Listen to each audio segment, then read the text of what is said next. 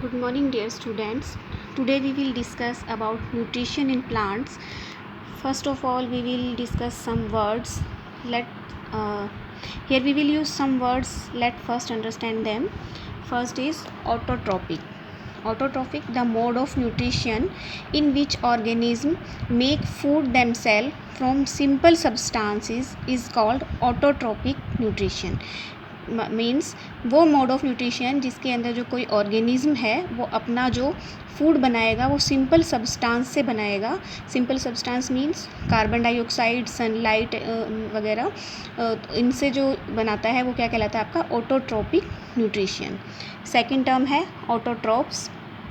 Autotrophs are organisms which prepare their own food from simple inorganic material like carbon dioxide, water and sunlight and release oxygen. Plants are autotrophs. ठीक, autotrophs कौन से होंगे? जिसमें autotrophic nutrition होगा. तो autotroph nutrition वो होता है जिसके अंदर कोई भी ऑर्गेनिज्म जो है वो अपना खाना सिंपल इनऑर्गेनिक मटेरियल से, जैसे कि कार्बन डाइऑक्साइड से, वाटर से और सनलाइट से बनाता है, और उसके अंदर क्या करता है वो ऑक्सीजन गैस को रिलीज़ करता है, मतलब ऑक्सीजन गैस छोड़ता है. तो ये वाला काम कौन कर सकता है? केवल एक हमारे जो ग्रीन प्लांट्स होते हैं उन्हीं के अंदर ये वाला ऑटोट्रोप्स जो ऑटोट्रोप्स होता है.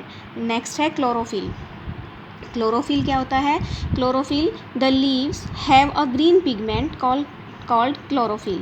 It helps leaf to capture the energy of the sunlight. ठीक है, क्लोरोफिल कहाँ पाया जाता है? द लीव्स, मतलब उन पत्तियों के अंदर, एक जिसके कारण जो पत्तियाँ हमें ग्रीन कलर की दिखाई देती हैं, जो ग्रीन पिगमेंट होता है उसे हम क्या कहते हैं? क्लोरोफिल कहते हैं. और ये इसका काम क्या होता है? ये एनर्जी को, मतलब सनलाइट को ट्रैप करने का काम करता है. ट्रैप इसीलिए तो आपने सुना होगा, आपने बचपन से आप क्लासेस में पढ़ते आ रहे हैं कि जो लीव होती है प्लांट की वो क्या कहलाती है? उसका किचन ऑफ द प्लांट कहलाती है. तो जैसे कि हीट कहाँ पर होगी? हमारे गैस सिलेंडर पे, मतलब एक गैस का काम कौन करता है यहाँ पर?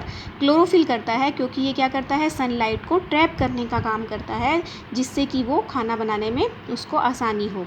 नेक्स्ट है हिट्रोट्रोप्स. हिट्रोट्रोप्स क्या होते हैं? Heterotrophs are the organism that can not prepare their own food, they depend on other organism for food, for example human beings और एनिमल्स. तो हिट्रोट्रोप्स वो वाला ऑर्गेनिज्म होते हैं जो कि अपना खाना खुद नहीं बना सकते. खुद मीन्स जैसे कि वो किस पे डिपेंड करते हैं? किसी दूसरे ऑर्गेनिज्म पर डिपेंड करते हैं खाने के लिए.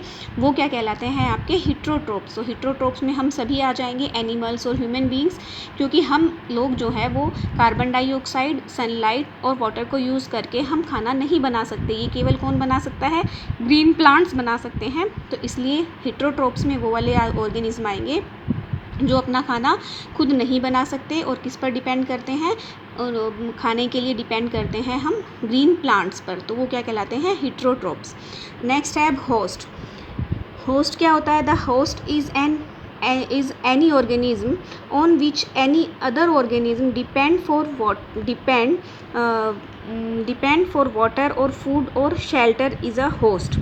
तो होस्ट क्या कहलाता है? होस्ट वो ऑर्गेनिज्म कहलाता है जिसके ऊपर कोई दूसरा ऑर्गेनिज्म, यानी कि जो पैरासाइट होता है, वो डिपेंड करता है. किसके लिए डिपेंड करेगा? पानी के लिए, खाने के लिए, या उसको कोई शरण के लिए, जैसे कि उसके अंदर वो रहेगा. अब जैसे आप इसको इस तरह से समझ सकते हैं कि जैसे आजकल कोरोना वायरस कितना चला हुआ है, तो कोरोना वायरस क्या है? कोरोना वायरस के लिए ह्यूमन बॉडी जो है वो क्या है? होस्ट का काम कर रही है, क्योंकि कोरोना वायरस अकेले से मतलब उसका कोई अस्तित्व नहीं है, वो नहीं रह सकता. उसको कोई ना कोई बॉडी चाहिए, ह्यूमन बीइंग की बॉडी चाहिए, जिसके अंदर वो क्या करेगा? अंदर एंटर करेगा, और फिर उसके अंदर ही वो अपना, मतलब उसका बिना ह्यूमन बॉडी के कोई उसका अकेले का कोई अस्तित्व नहीं है. वो हमारे अंदर एंटर करने के बाद ही क्या करेगा? वो काम करेगा, मतलब वो जीवित होगा. तो वो क्या कहलाता है? हमारा मतलब हमारी बॉडी उसके लिए क्या हो गई? होस्ट हो गई. Nutrient, carbohydrate, protein, fat, vitamins and minerals R component of food. ये सारे के सारे आपको पता ही हैं कि न्यूट्रिएंट्स कौन से होते हैं? कार्बोहाइड्रेट, प्रोटीन, फैट्स, विटामिन्स और मिनरल्स जो होते हैं वो फूड के कंपोनेंट होते हैं. इसके अंदर हम रफेज को और वाटर को भी शामिल करते हैं. हालांकि वो न्यूट्रिएंट में नहीं आते हैं, लेकिन फिर भी उनका हमारे खाने के अंदर बहुत बड़ा मेन रोल होता है. किसका? रफेज का और कार्बोहाइड्रेट का. Thank you. Have a nice day.